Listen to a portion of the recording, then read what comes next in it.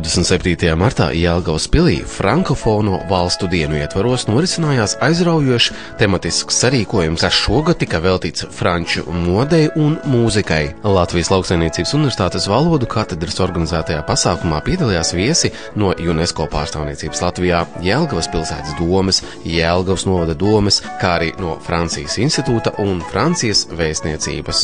Jāatzīmē, ka gan Francijas institūta direktora vietnieks Patriks Molons, gan arī UNESCO Latvijas Nacionālās komisijas ģenerāla sekretāra pienākuma izpildītāja Baiba Moļņika īpaši uzsvēra Jelgavas amatu vidusskolas ieguldījumu sadarbības veicināšanā. Jūs esat mūsu nākotne, izglītība, kultūra, saziņa valoda. Tā ir frankofonija šodien frankofonijas dienu noslēgums.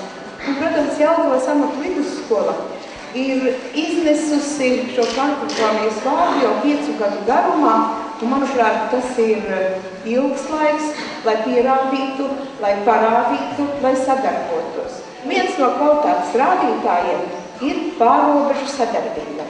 Ja vispār ir tikai 10 kritēriji, tad viens no tiem ir pārrobežu sadarbības kritērijs.